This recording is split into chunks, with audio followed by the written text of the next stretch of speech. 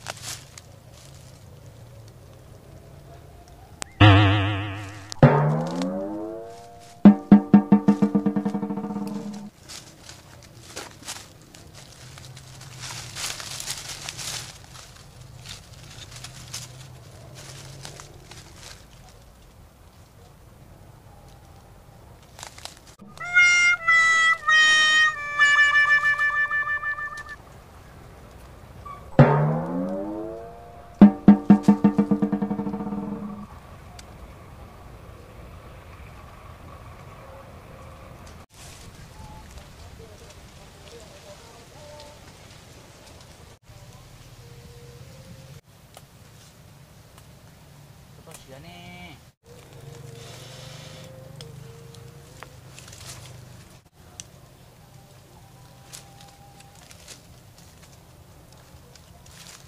Coba tono lo. Disianen. Oh. Dekat Italia. Oh. Cenga. Oh. Oh. Oh, cây đun chia xưa. Cây nó mà đun chia ha.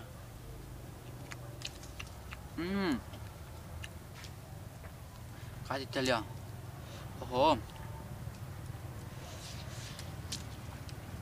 nó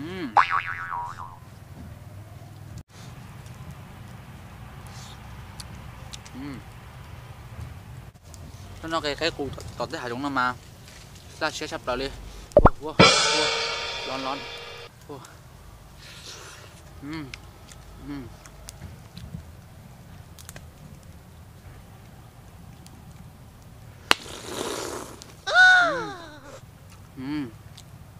Có chỉnh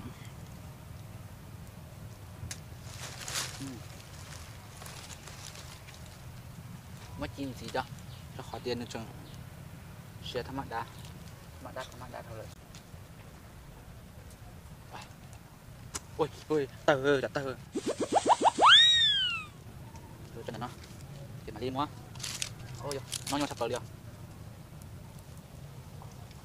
đây tất kéo một chỗ nó không thấy đúng không nó nhau sắp lời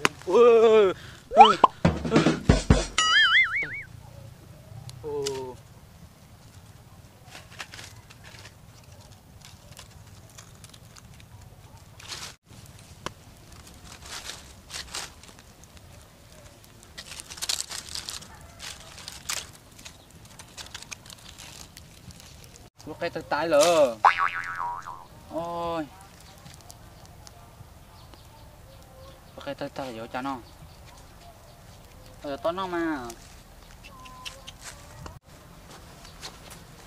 ô chả cũng nhá chả trống nó tèo wow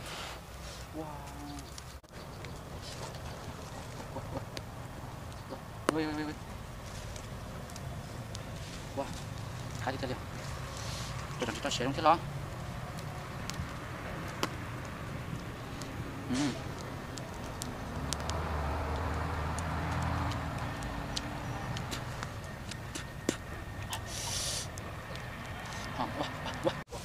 ô khai đi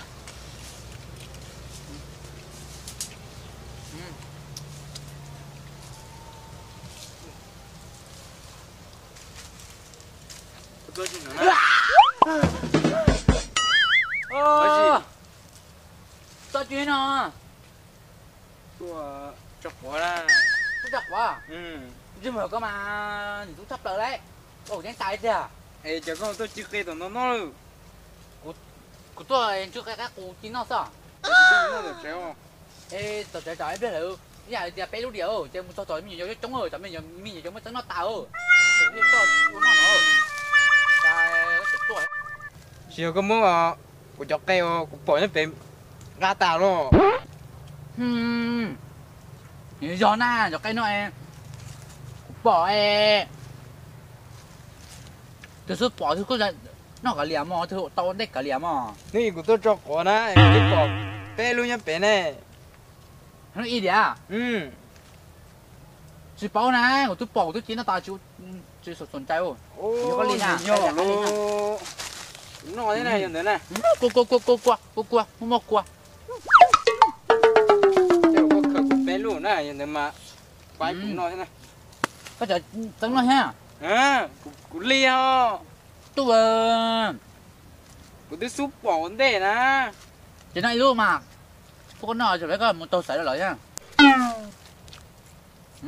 có chỉ phúc cũng nói chỉ cũng khi có những cái gì đi à có một khờ lát tê có chỉ cho nó được chế có cho nó chỉ là hạt giống ít lần nó hơn nó là ho phải hất theo không được đâu đút cho tao cũng luôn đi bé có mèo trà bé uống một chỉ tu nè có mèo một chỉ tu nọ cái nhau giọt tu nọ đúng rồi của nhau hùa một chỉ tu nọ một chỉ tu nọ con bé uống một chỉ tu tôi chọn cái nhau hùa một chỉ tu nọ cả cháu luôn thôi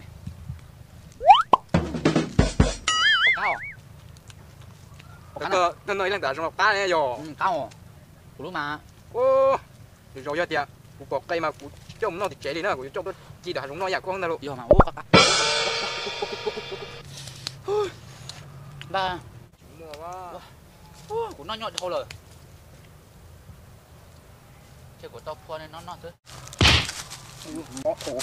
ô thì bắt được chơi liền wow nếu nhìn liều nó tao liều tao cũng lý nè nhưng mà lúc gặp phải đang của thế nào của tứ súp bỏ à bé luôn mà như chủ đi lại luôn thì mấy lúc phải ở giang thôi yo nhà hay chỉ con na cứ chi sát tá này có tao khởi nó này lúc xưa mò à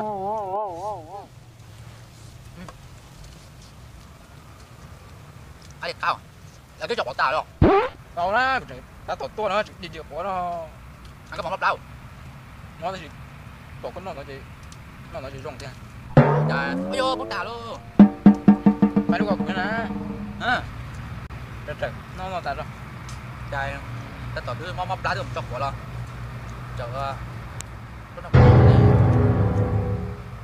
chẳng nó còn hết hồ nó tôi mà sai tôi chọc quá chị em nó có rê thì năng bỏ nữa cái tôi chọc điểm nó ừ tôi chọc của nó thêm một con luôn có chỉ tôi chọc quả mà không có gì cho có gió tôi ăn trứng rồi yêu